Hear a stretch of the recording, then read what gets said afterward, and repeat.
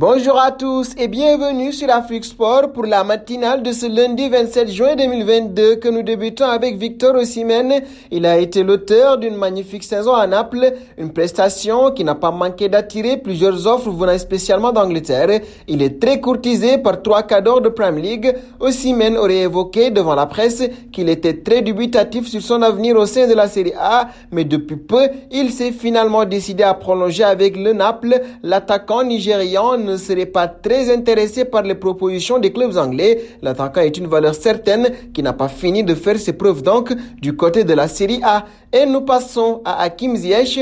Pas dans les plans de Thomas Tuchel, l'international marocain se cherche une porte de sortie. Depuis son arrivée à Londres à l'été 2020 contre 40 millions d'euros, il n'a jamais retrouvé le rendement qui était le sien à l'Ajax Amsterdam. Fabrizio Romano a assuré que le joueur était ouvert à la possibilité de rejoindre l'AC Milan, mais le champion d'Italie n'est pas le seul sur les rangs. L'AS Rome de José Mourinho, le FC Séville mais aussi l'OM selon 90 minutes sont intéressés par Ziyech. Les dirigeants olympiens tenteraient de formuler une offre de prêt pour celui qui a un contrat avec les Blues jusqu'en 2025, mais les émoluments du Marocain, il exigerait entre 6 et 7 millions d'euros annuels, pourrait être un frein non négligeable. Parlons de Mohamed Salah. Le Real de Madrid n'envisagerait pas de le recruter ce mercato. Le joueur de Liverpool devra se chercher une autre porte de sortie s'il pense vraiment quitter les Reds. D'après les informations relayées par Directo Goal, le Real de Madrid n'a pas inscrit le nom de Mohamed Salah sur sa shortlist cet été. Les rumeurs divulguées ces derniers mois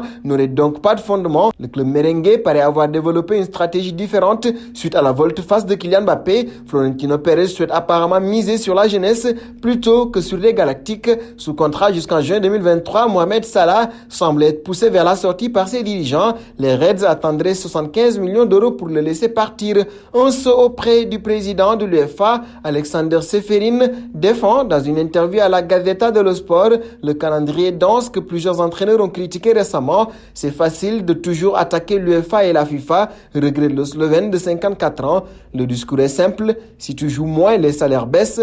Le président de l'UEFA a utilisé une comparaison pour appuyer son propos. Ceux qui devraient vraiment se plaindre, ce sont les ouvriers dans les usines qui gagnent 1000 euros par mois, a-t-il ajouté. L'Union des fédérations européennes demeure sourde aux critiques donc et ne compte pas réduire la cadence des matchs comme l'illustre la création à partir de 2024 d'un tournoi d'ouverture annuel avant la Ligue des Champions. Parlons de Paul Pogba désormais, sorti le 17 juin dernier sur Amazon Prime, The Pogmantary, documentaire retraçant le parcours de Paul Pogba de ses débuts dans le football jusqu'à Manchester United, a fait un gros flop selon le célèbre site cinéma IMDb. Le docu de l'international français a écopé de la pire note possible, soit une étoile sur 10 sur près de 8000 avis recensés. Au-delà de cette terrible note, les commentaires laissés par les internautes sont « c'est une honte ». C'est le pire documentaire de l'histoire ou encore, si je pouvais mettre 0 sur 10, je le ferais, peut-on notamment lire à propos de ce documentaire de Paul Pogba. Nous voici arrivés désormais à l'instant quiz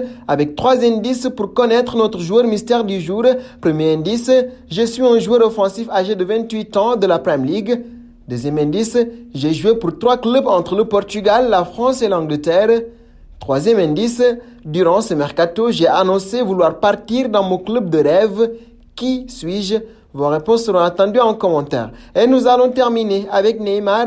Paris envisage une vente alors que le Brésilien peut ouvrir sa réflexion afin de trouver une éventuelle porte de sortie. Cependant, on est tout de même encore très loin d'un transfert. Le PSG ne va pas brader Neymar et ce dernier n'ira pas n'importe où. Il faudra encore beaucoup de discussions. RMC Sport assure que le Brésilien n'écarte plus un départ alors qu'il fermait la porte au début. La faute notamment à propos du président du PSG, possible à Manchester United si Cristiano Ronaldo s'en va ou à Chelsea qui cherche à se renforcer offensivement et qui a les finances pour se permettre une arrivée du Brésilien. Il reste aussi l'option Newcastle, mais avec la Coupe du Monde approchant, Neymar n'ira pas n'importe où. Et nous arrivons au terme de cette matinale que nous bouclons donc avec la question du jour. Mohamed Salah au Real de Madrid serait un bon transfert? Vos réponses seront attendues en commentaire. En attendant, n'hésitez pas à vous abonner sur Afrique Sport pour ne rien manquer des informations autour du football.